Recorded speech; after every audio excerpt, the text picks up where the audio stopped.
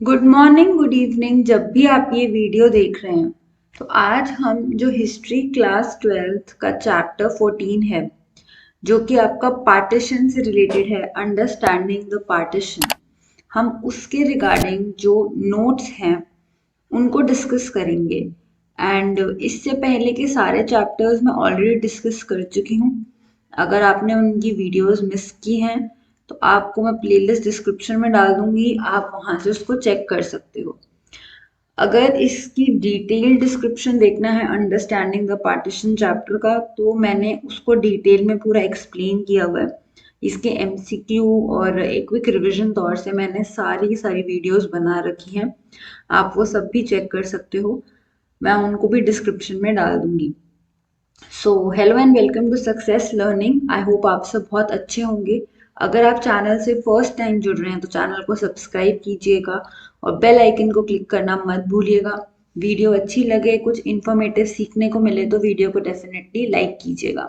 अगर आपको इसकी पीडीएफ चाहिए हो अपनी पढ़ाई करने के लिए रिविजन पर्पज से, तो वो आप टेलीग्राम चैनल से डाउनलोड कर सकते हो। मैं इसको वहां पे डाल दूंगी।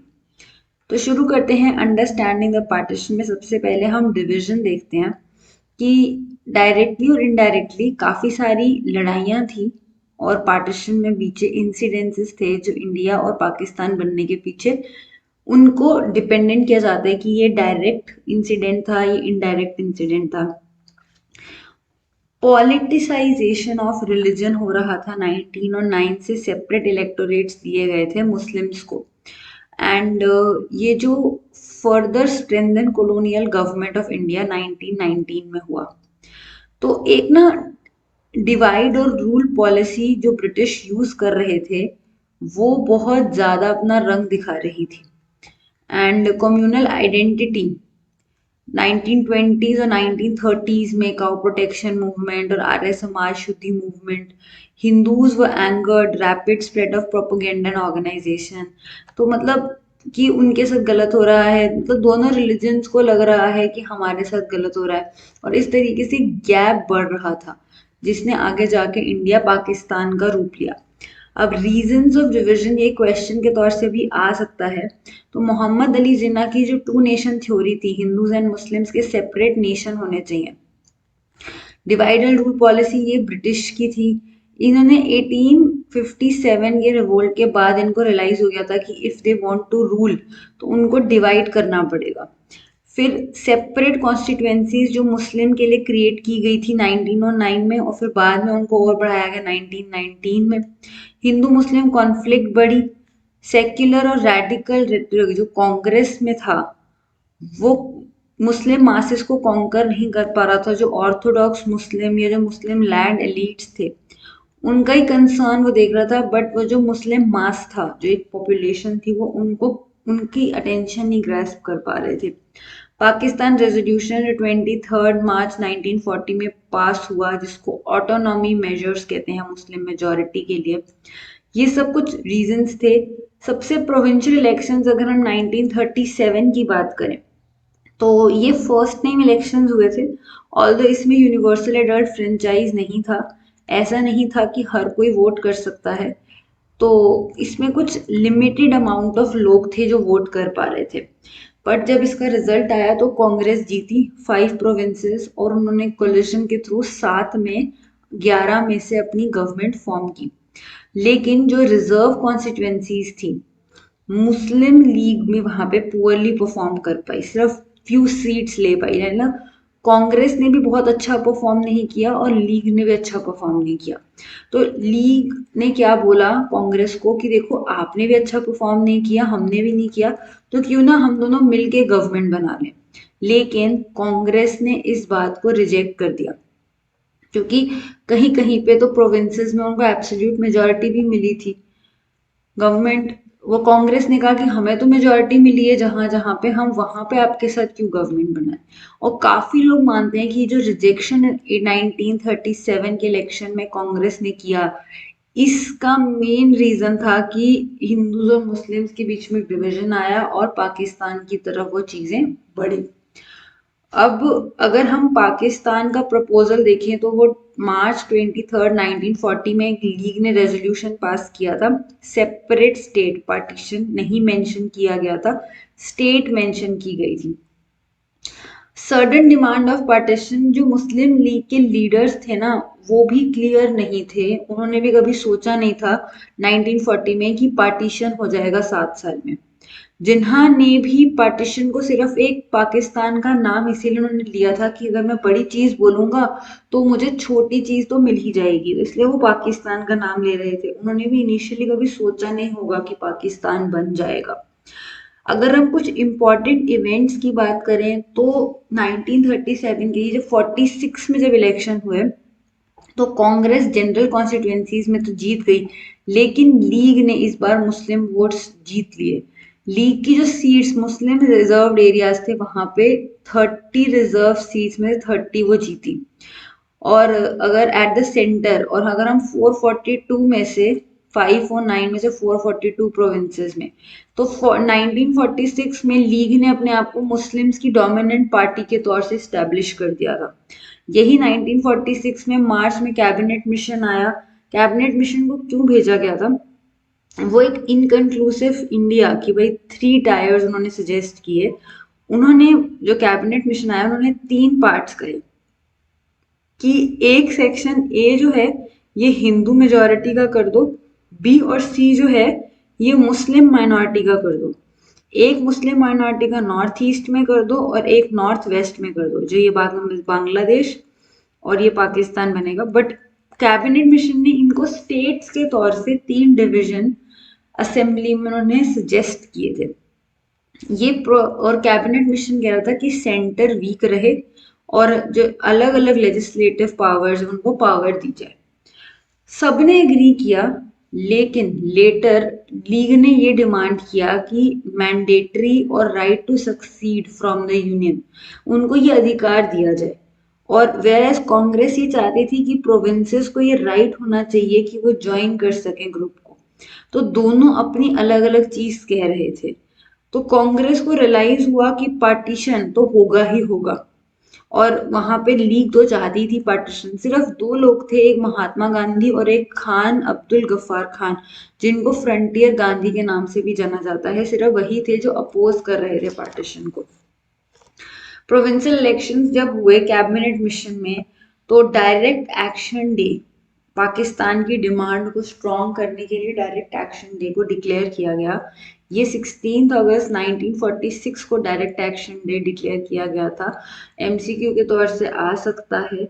और ये मोहम्मद अली जिन्ना ने पहले कहा था, तब उनको इतना सीरियसली नहीं लिया गया। बट इस टाइम पे काफ़ी ब्लड शेड हुआ, काफ़ी जो मुस्लिम्स क्या कहें, जैसे कि हिंदूज वगैरह को काफ़ी मारा गया था उस वक्त, काफ़ी ब्लड शेड हुआ था कैलकटा वाले एरिया में। और पंजाब और 1947 में कांग्रेस ने पार्टीशन को एक्सेप्ट किया। पंजाब के 2 पार्ट हुए, और एक मुस्लिम मेजोरिटी और दूसरा हिंदू एंड सिख। सिमिलरली बंगाल में भी 2 डिवीजन हुए, एक तरफ मुस्लिम मेजोरिटी है जो बांग्लादेश में, और एक तरफ हिंदू और सिख जो है हमारे, वो दोनों साथ में आ गए। Destruction and law and order, great blood shed हुआ 1947 में। आपको क्या लगता है पार्टीशन इतना सिंपल रहा होगा कि ये एरिया है पंजाब का, इस पंजाब के एरिया में 2 पार्ट्स हो गए, चलो जो यहाँ के हैं वहां चले जाओ, यहाँ के हैं यहाँ चले जाओ। इतना सिंपल पार्टीशन नहीं था। इसमें बहुत एंटी ह्यूमन एक्टिविटीज हो रही थी, लोगों के मर्डर हो रहे थे, किलिंग्स हो रही थी, किडनैपिंग्स हो रही थी, लोगों को लूटा जा रहा था, सामान उनके चुराए जा रहे थे। मतलब लोगों को अपने घर छोड़ के जा रहे थे। लोगों को कुछ समझ नहीं आ रहा था कि बाउंड्री एग्जैक्टली कहाँ से शुरू हो रही है, कहाँ खत्म हो रही है। तो बहुत बड़ी चीज थी जो उस टाइम पे पार्टीशन में हो रही थी। कंप्लीटली कोलैप्स हो चुका था गवर्नमेंट स्ट्रक्चर, क्योंकि ब्रिटिश ऑफिशियल्स को तो समझ नहीं आ रहा था कि वो कैसे डिसीजन करें सिचुएशन का। वो तो अपनी तैयारी कर रहे थे वापस जाने की। सिर्फ जो गांधी जी थे वही लोगों के साथ थोड़ी सी सिचुएशंस को शांत करने की कोशिश कर रहे थे, बाकी सब टॉप लीडर्स को भी कुछ समझ नहीं आ रहा था। प्रॉब्लम एक और ये भी थी कि इस वक्त जब ऐसी कोई सिचुएशन होती है जिसमें चीजें आउट ऑफ कंट्रोल हो जाती हैं तो हमें पुलिस याद आती है या लॉ एंड ऑर्डर को हम याद करते हैं। लेकिन जो लॉ एंड ऑर्डर संभाल रहे हैं वो भी तो है इंसान। तो वो भी खुद को एक रिलीजन से या फिर एक प्रोफेशनल कमिटमेंट जो था वो उनका खत्म हो चुका था। कि जो एक आर्मी या पुलिस में जो एक इंसान होता है वो अपने आप को सबको एक सिटीजन के तौर से देखता है। लेकिन यहाँ पे जो वो उनका प्रोफेशनल कमिटमेंट था वो एक तरीके से खत्म हो गया था। सबसे ज्यादा इम्पैक्ट इन पार्टीशंस का किस पे पड़ता है तो वो है वुमेन। वुमेन की लाइफ सबसे मुश्किल होती है और इसके तौर से एक एग्जाम्पल देखा जाता है कि अपने ऑनर माना जाता है कि लाइक जो एक वुमेन होती है वो फैमिली का ऑनर होती है, चाहे वो वाइफ है, बेटी है, बहन है। तो अगर उनको दुश्मन से बचाना है तो एक इंसिडेंट हुआ था रावलपिंडी में जहाँ पे 66 वुमेन ने अपने आप को बचाने के लिए छलांग लगा दी थी कुएं में। तो ऐसे करके और उनको बहुत बहादुर माना जाता है कि वो अमर हैं। वो उन्होंने अपनी जान अपने कहते हैं ना इज्जत बचाने के लिए दी। तो इस तरीके की सिचुएशंस और सबसे ज्यादा लैक ऑफ सेंटिमेंट्स अगर इंडिया और पाकिस्तान की गवर्नमेंट की तरफ से किसी के लिए देखे गए तो वो थे वुमेन के सेंटिमेंट्स को समझने के लिए। कुछ कोशिशें की गई थी कि जो दूसरे एरिया की में रह गई हैं वुमेन उनको वापस से अपने घर लाया जा सके। बट कितनी आ पाए कितने नहीं आ पाए वो हम क्वेश्चनेबल है वो डेटा। अगर हम रीजनल डिवीजन की बात करें तो पार्टीशन जो था उसमें न जाने कितने हजारों लोगों की जान गई, लोगों ने अपने घर छोड़े, सिचुएशन बहुत ही खराब हो गई थी।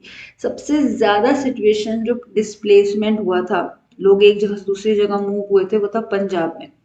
हिंदूज और सिख पाकिस्तान से इंडिया वाली साइड पे आ गए थे और मुस्लिम जो थे वो पाकिस्तान साइड पे चले गए थे। पंजाब में सबसे ज्यादा इम्पैक्ट देखा गया था पार्टीशन का, चाहे वो वुमेन पे देखें, लोगों पे बहुत ही ज्यादा इम्पैक्ट था। अगर हम बाकी बिहार, मध्य प्रदेश, उत्तर प्रदेश की बात करें तो यहाँ से भी कुछ मुस्लिम फैमिलीज थी वो पाकिस्तान की तरफ चली गई थी। जिन्हा की टू नेशन थ्योरी जो थी ये ईस्ट बंगाल में फेल हो गई थी। और क्योंकि वहाँ के जो लोग थे वो इस टू नेशन थ्योरी को नहीं मानते थे, इसीलिए 1971 में बांग्लादेश बना और उसने जो ये ईस्ट पाकिस्तान था ये वेस्ट पाकिस्तान से अलग हुआ और बांग्लादेश बना। पंजाब और बंगाल ये दो जगहें थी जिन्होंने सबसे ज्यादा सिचुएशन सही। फीमेल्स कि जो अटैकर्स जो थे वो फीमेल्स की बॉडी को कंसिडर करते थे कि उन्होंने इस एरिया को जीत लिया अगर उनको फीमेल की कोई बॉडी मिल जाती थी। तो सिचुएशंस बहुत खराब थी और सबसे ज्यादा खराब वुमेन के लिए थी। तो ये आपका पूरा एक चैप्टर को मैंने छोटे फॉर्म में, जो चैप्टर 14 था अंडरस्टैंडिंग द पार्टीशन, उसके ये नोट्स थे। बहुत ही क्विक वे में है। इसमें कुछ फिगर्स जैसे डायरेक्ट एक्शन डे हो गया या इलेक्शंस कब हुए थे उसमें किस कौन जीता, 2 से 3 आपको इम्पोर्टेंट डेट्स होंगी जो आपको याद रखनी होंगी। बाकी टू नेशन थ्योरी जिन्होंने दी थी और उन्होंने पहले सोचा भी नहीं होगा कि 1940 में कि ऐसा कुछ हो जाएगा। और डायरेक्ट एक्शन डे कब हुआ, वो इतना कांग्रेस और ब्रिटिशर्स ने इतना सीरियसली नहीं लिया था डायरेक्ट एक्शन डे को, बट सच में हुआ। और अगर हम पार्टीशन की बात करें तो उसमें पंजाब और कैलकटा में सबसे ज्यादा, बंगाल का जो एरिया था तो सबसे ज्यादा इम्पैक्ट पड़ा था। तो ये कुछ बातें हैं इस चैप्टर की जो आपको याद रखने की हैं। बाकी अगर फिर भी आपको कोई भी डाउट हो तो आप मुझसे कमेंट बॉक्स में पूछ सकते हैं। अगर आपको वीडियो अच्छी लगी तो वीडियो को डेफिनेटली लाइक कीजिएगा। चैनल से फर्स्ट टाइम जुड़ रहे हैं या फिर अभी तक सब्सक्राइब नहीं किया है तो जल्दी से सब्सक्राइब करके बेल आइकन को क्लिक कर लीजिएगा ताकि आप हमेशा अपडेटेड रहें। मिलती हूँ मैं अगली वीडियो में, तब तक के लिए keep learning and keep growing.